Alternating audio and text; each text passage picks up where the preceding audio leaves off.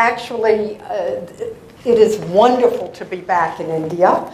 I'm here with my husband, Dr. Paul London, who years ago, back in 1970, wrote a book on this very novel concept of privatization in India in those days, the role of merchants in developing rural India.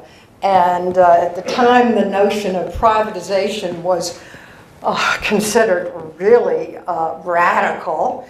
And so it's so much fun to be back here in Bangalore, where there's so much entrepreneurial business spirit.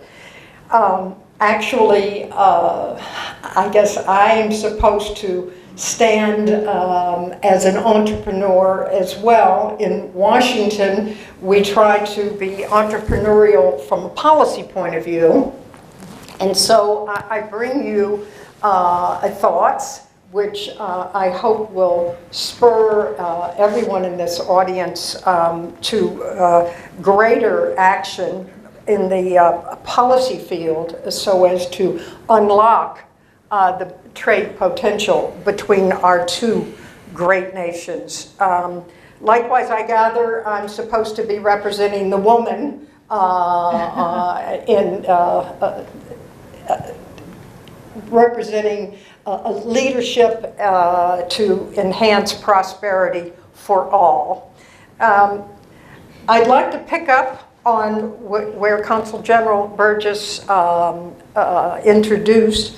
The fact is that we are meeting at a momentous time because our president, Donald Trump, is out here in what is now being called the Indo-Pacific region. He's on his 12-day Asian trip. He is planning, scheduling a meeting with Indian Prime Minister Modi in Manila in several days. And as Bob Burgess just mentioned, Secretary of State Tillerson just returned from India and introduced for us all this new term, Indo-Pacific. And as referenced, Secretary Tillerson made some very exciting announcements at this speech.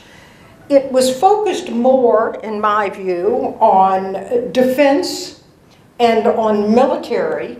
And today I'd like to throw out for consideration of the audience how we can put some more meat on the bones of that skeletal thought by talking about a comprehensive economic and trade aspects.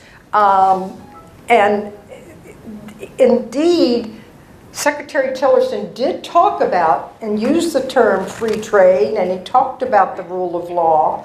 But I think we have to recognize, and it was done very diplomatically by our first speaker, that President Trump is a free trade skeptic and does believe in trying to achieve bilateral balance of trade between countries and to reduce, in particular, the U.S. bilateral trade deficit, not only with India, but with all nations. And he has repudiated the Trans-Pacific Partnership and is arguing to repudiate other existing trade agreements which his predecessors in office have shaped over the last 70 years. This is an approach which we are all struggling to see how we can make the best out of this notion that bilateral trade reduction by the U.S. Can work worldwide. Secretary Tillerson, in that talk, spoke about the role that could be played in a quadrilateral relationship that would include not only the U.S. and India, but also Japan and Australia. And we can talk about that later. I'm much more interested in seeing how we can jumpstart the bilateral relationship between India and the United States. We have heard already that growth is impressive in the last decade or so, strongly on defense areas in particular. But I would like to propose the idea that India, of all countries, would say to our leadership in the United States that India is ready to take the first step towards a bilateral agreement with the United States, but that agreement would be a sectoral agreement for cooperation in technology, e-commerce, and cybersecurity. If India took that first step, I think it could jumpstart a much broader geostrategic relationship that was envisioned in what Tillerson was talking about. And that is also, by the by, important vis-a-vis, of course, China and its increasing role in the world economically and geostrategically. So why tech to lead this convergence? Well, it's really reflective of what has already been occurring. And it would reinforce our security capacity, our defense interoperability, and regional peace and stability.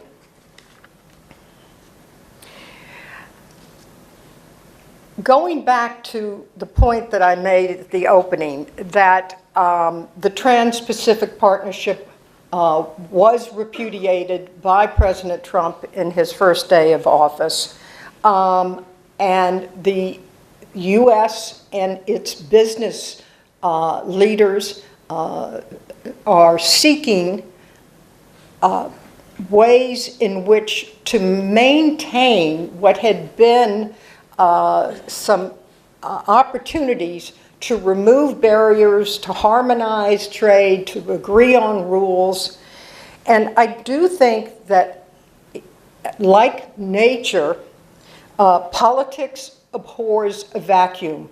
And when President Trump pulled out of the TPP, every power in the East started to come up with a question: what do we do? Where is, do we have a plan B to fill this vacuum? Japan seems to be asserting itself, increasingly independent.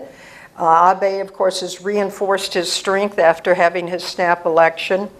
And I would say more disturbing to the U.S., China would like to be, to become that so-called Plan B in the region.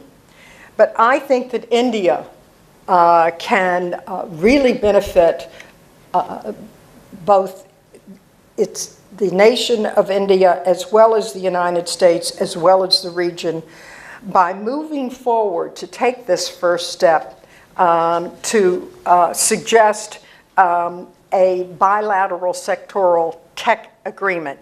And this in turn would enhance other sectors, including defense, the flow of people, banking, aerospace, science and technology, and infrastructure, just among others. And the potential then would accelerate in all other areas. I don't have time, though I have prepared and happy to talk about it in questions, how this might play out in the various sectors of e-commerce, in IT, in cybersecurity.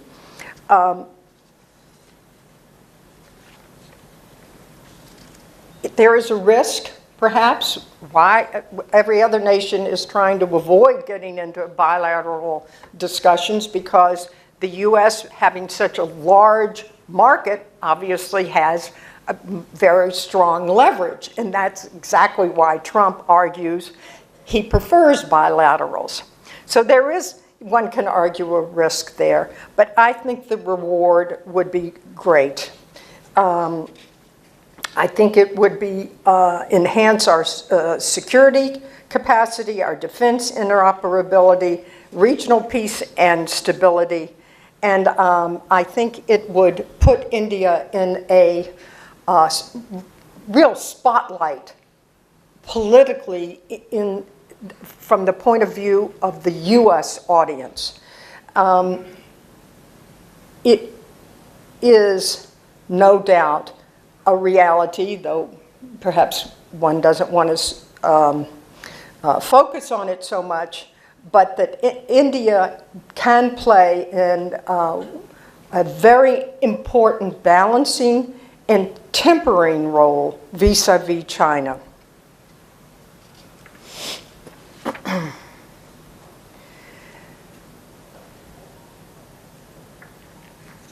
I'd like to talk just a little bit without going into the whole issues that could be taken up in such a bilateral. I don't want to elaborate, but obviously we're talking about tariff reductions. We're talking about the provision of TPP service providers who have been, if you will, abandoned in, because those agreements from the TPP that had been negotiated still need a legal basis for offering their services in other countries or regions. I'm talking about IP protection and perhaps having a special forum to really focus on the IP, intellectual property rights protection. Even the inclusion of work on the skilled IT professionals, and as well as those who immigrate to the United States, and how to channel what has become a very, very knotty political debate in the United States.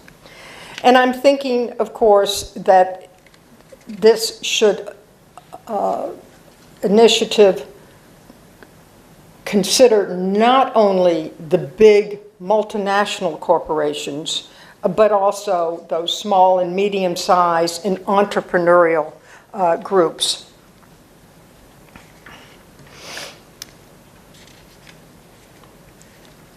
I think one of the most impressive arguments for the U.S. audience in pitching an idea of a bilateral sectoral tech agreement is the impressive growth of the Indian middle class as a market, as a source for investment, as an opportunity. And I think relatedly, we are in a moment in time politically in the United States when Indian Americans, the ethnic diaspora of India, is taking an increasingly important, influential role in shaping our economic and political and diplomatic relationship. We have already seen the increase in defense industry playing a role in the bilateral trade relationship between India and the United States. And we are now seeing the dawning of the energy companies as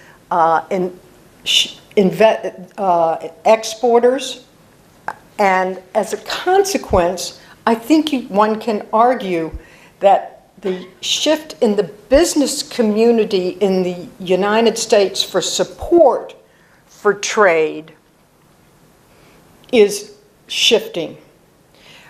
Traditionally, over the last 70 years, the trade agreements that the United States has taken a leadership position along with other countries, as I said, Japan and Australia, as well as Europe, have reflected business interests which are changing. And to date now, we can envision, if we think hard enough, that the energy sector, which really has never played a role in the World Trade Organization or other regional trade pacts, could be a business community voice. And this is something I've also argued in the context of the NAFTA, the North American Free Trade Agreement with Mexico and with Canada. Likewise, the defense sector has, of course, played a major role in American exports, but it's been mostly through foreign military sales, the Defense Department, and has not really played a role as strongly as they could in the trade debate in America. So I see these two sectors in particular, and then the third one that's a new sector that should be playing the role that's commensurate with their economic clout, and that's the IT sector. That's the sector in which I am throwing out onto the table this discussion, which I hope we might have, which I hope would stimulate a growing, positive, entrepreneurial relationship between our two nations, which, as I said, would have major geostrategic importance. And in conclusion, I think it's important to put the emphasis on the fact that America and India have a common commitment to democracy. And given the fact that that principle, which is, I think, essentially important in tying together the spirit of India and the U.S., is something which we should not underestimate. And therefore, it is a calling to both nations to advance a tighter relationship to assure that going forward into the 21st century, that democracy as a principle should prevail. That, plus, as I said, in the United States, the fact that India is slated to have the second largest middle class in the world should be a point that should be driven home in the domestic political debates in the United States. And together, such a bilateral agreement could advance IT, e-commerce, cybersecurity, and all the other sectors, given a new push for the future. So I thank you for your attention on this, and as I said, I'm very happy to talk about any of the topics I might have just touched on today. Thank you.